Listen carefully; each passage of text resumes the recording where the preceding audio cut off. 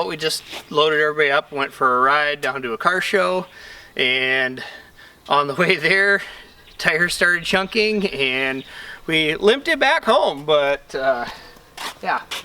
All right, now everybody can get out. You were not limping it, you were driving fast. Okay. Oh, would you look at that? For what? Would you look at that right there? Would you look at it? Just look at it. Hot. It's real hot. Is that what's in a tire? Yeah, all the steel cords are what hold it together. Wow. That was wow. Yeah. Agreed. I'm kind of surprised there's that much left, if I'm being honest. Hey, I promised you all an adventure, and you got it. It's real warm. Yay! It probably was sparking, Nolan. He was like, is it sparking right now? I'm like, no. It probably was. It's warm. Yeah, it probably was. Well, it was metal on the road. Good news, this one holds air. Bad news is there's a fuel leak over there, so I guess that's also kind of good news because I can tighten that up, make sure we don't not leaking more fuel.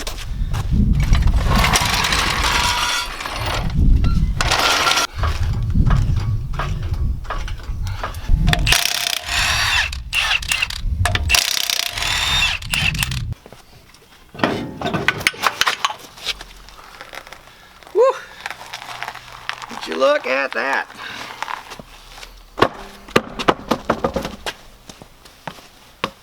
Still holds air. Oh, a grease cap fell off. Huh. Good news is there's grease in there.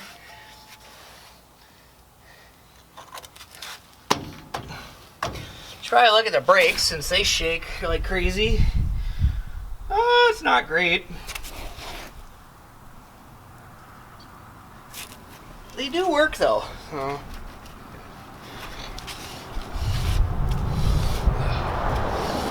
Definitely drag a little. Alright.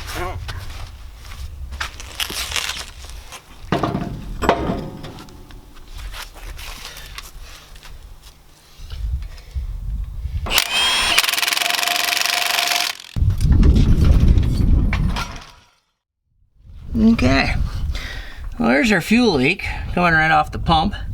I don't know if I just didn't get those tight all the way or if something loosened up, but don't mind all this stuff hanging down. This is all super temporary anyway, until I can get the second tank in there and add another filter and supply line, yada yada yada. So we'll get that tightened up, that'll be taking care of that problem. Okay, and on our short little trip there, as long as we were going, you know, under 55 miles an hour and not stopped, it'd run okay. It was sitting at like 206. However, as soon as we got into a little bit of traffic and had to stop and wait for a really long light, it was getting really hot. Fans are running, but I think these fans are just a really cheap fan setup and they don't move air for crap. So I'm gonna pull this off, see if I can just add a bunch of holes to the shroud, or might just say screw it and put the other fan setup I got. Actually, that's probably gonna be the better bet anyway, because at least I know that fan moves some air. Way more than what these two do anyway. So I'm gonna get this pulled off and rewire that before we make another attempt today. Well, if you missed it at the end of my last video, I was talking about this exact problem with the fans being poor, either because they're too small or because they don't move enough air, and that's just due to these cheap fan kits. And I mean, this is a prime example where it's probably something that you did that's causing your vehicle to have overheating problems. Now granted, this was already installed in here and I was hopeful that it might be a good setup, but it's not. And we're just gonna have to fix it because this is just unacceptable. This thing should be able to sit, you know, parked idling in gear all day without a problem, and it just doesn't. So get these wires cut so that that's loose. and pull this cheap junk out.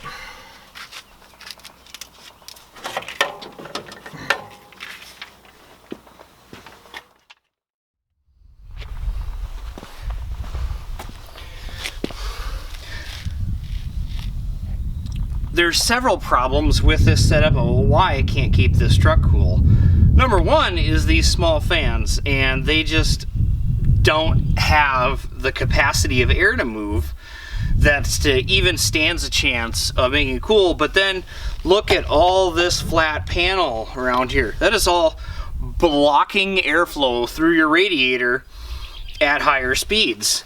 Granted, it does have a step here, but it's about as shallow as you can get.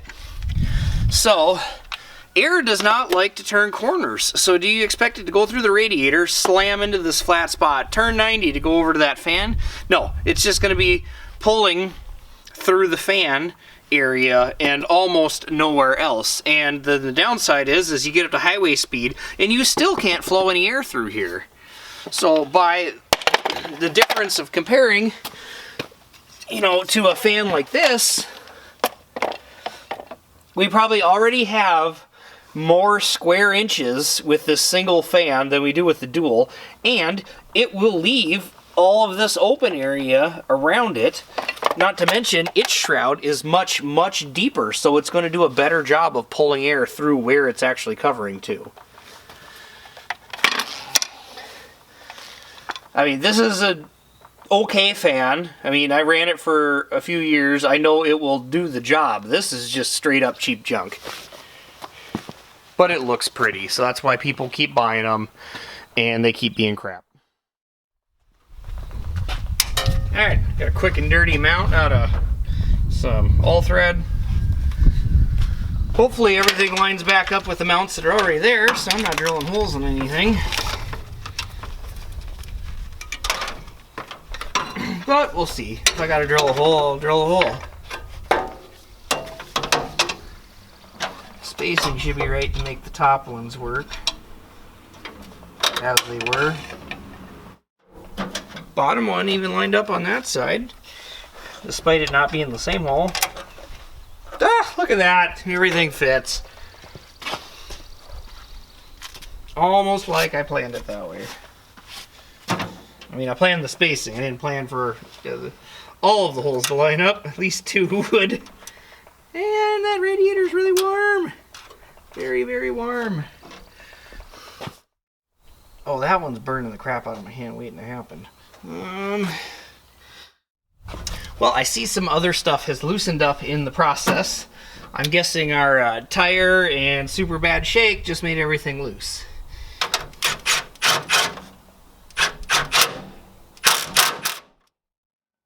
Because even our fuel pressure regulator mount is totally loose. There's a nut missing.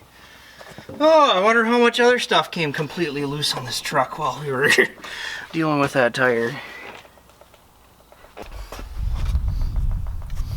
Alright. Well, it's mounted. Just gotta wire it up, make sure it's spinning the right way. Nice part about this one's reversible. Actually, most fans should be reversible. But you should take a look here.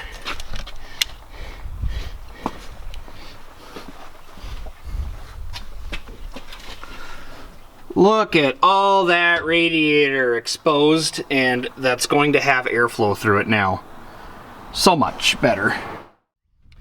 It should be fairly obvious at this point that the fact that I'm just throwing together the wiring on this thing and trying to get everything to work correctly reflects my confidence that all of this wiring is going to stay. Versus, you know, if you've been watching any of the videos on the 50, how meticulously I've been doing the wiring on that car by comparison. And yeah, it has everything to do with, I don't like what's going on here with wiring, and if I try to just make it nice, I'm going to end up replacing everything anyway. So I have to, like, adjust my choices to make that work properly. Otherwise, you know, it'll end up that I patch everything and then I just have a harness that's almost all new, but it's all patches, and then that's not going to be a great harness anyway. So we're just making it work. And already, I mean, if I touch off the, well, I'll just turn it on. You can hear how much more fan there is here. And that's not due to the noise of the electric motor itself. The noise you get from a fan, the louder it is kind of a sign of the more air it's moving. And that's because the air is what's making noise, moving through the radiator, moving through the fan blades themselves, and all that. Like, if you ever hear a big mechanical fan on like an old car, like, that thing can be screaming loud at highway speed, and that's because it's just moving a ton of air. And the electric fans that I just pulled off, them dual ones, like, I couldn't even tell whether they were on or off most of the time in the truck because I couldn't hear them. And that's even with the truck not running and just keying on. We had to get out of the truck to be able to hear them. That's how little air was moving.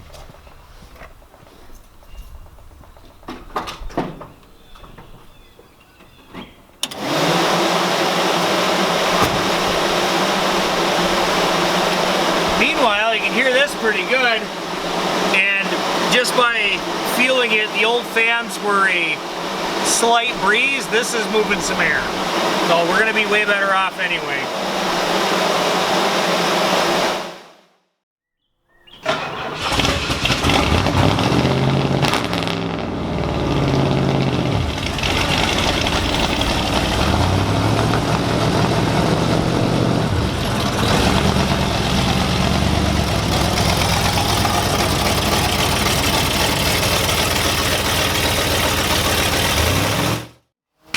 That's strange. Our idle seems weirdly high now. Odd. Oh! Well, we fixed our vacuum leak, so fuel's gonna have to retune. Alright, fan works. Tires holding there. Fuel leak is fixed. I think we're ready for round 2. We'll see how that goes. And we're back. Sorry I didn't take any GoPro stuff of driving around, but I do gotta say, like, it's running a lot better. I don't know how long that fuel leak's been doing there. I was thinking maybe it was from everything shaking loose, but it just, it seems to be so much better. The other flip side would be maybe that those fans I changed out were actually drawing a lot of amperage and it was hurting the spark. I don't know, it's hard to say, but I mean, from this morning to this afternoon driving around, it was a noticeable improvement. See, we got a little body trim falling off back here, we're going to push back in, but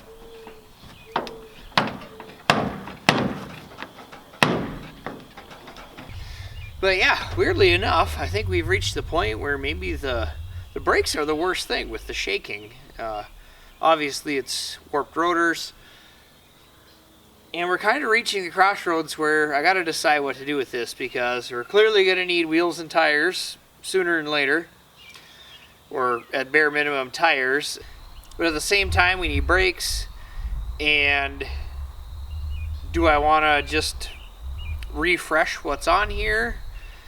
Do we want to swap to some Super Duty stuff? It's really kind of a hard toss-up because if we switch to Super Duty stuff, the bolt pattern is different and then the wheels we pick out won't fit. And I don't know, it's back and forth, and I keep coming back to maybe I want more of a vintage style wheel, like say somebody would have built this truck back in the late 70s or early 80s to do that kind of a style to it, which keeps bringing me back to, like, you know, the white 8-spoke wheel or whatever, had little triangle cutouts kind of a thing.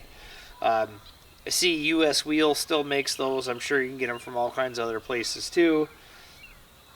However, I mean, these are 16s now. I don't want to go to a 15 because I'm not sure brakes are going to fit. But if we switch bolt patterns, we're going to have even bigger brakes with the Super Duty stuff. And I don't know if a 16 will even fit. You know, might have to go to a 17. There's certainly a lot more aftermarket wheel options with the Super Duty sizing. However, I don't know, I kind of really like the look of the old, you know, white and triangle cutouts. However, you know, do I get them in a in a 16, or there's 17s available. There's also 20s available. And I don't know, going up to a 20, I don't know, it might be a little weird for this. 17 would probably be fine. Like 16 is going to be the look that would have been period correct kind of a thing. And then I can make sure that I can run a cheap truck tire like I actually would like to. You know, big sidewall is probably going to ride better than it would be going to a 20, but I don't know. We're going for a look, but also at the same time to make sure we keep functionality, so it's kind of hard to decide there. I've got some ideas brewing about what I want to do to kind of do some more styling to this truck. First, we're going to have to get to fixing the dents and stuff, so that'll probably be in an upcoming video.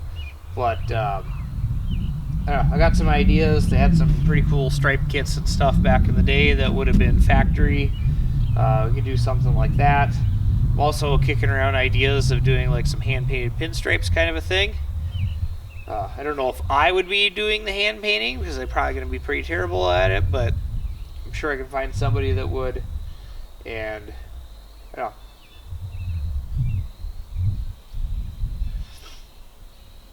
Got some ideas floating around anyway, but yeah, truck's doing pretty darn good today. You know, other than our issues this morning there, but we just went on another, I don't know, 20-minute, like 10 minutes over, 10 minutes back kind of a drive, and you know, made a couple of stops along the way for gas and picking up beverages on the way back, and it was good. Fired right up. Oh, by the way, yeah, with the new fan, didn't get above 206. Most of the trip was at 203. It was great. It actually like starts back up right away when it's hot. No issues there. Like, it is just doing so much better with this fan versus those crappy ones that were on there.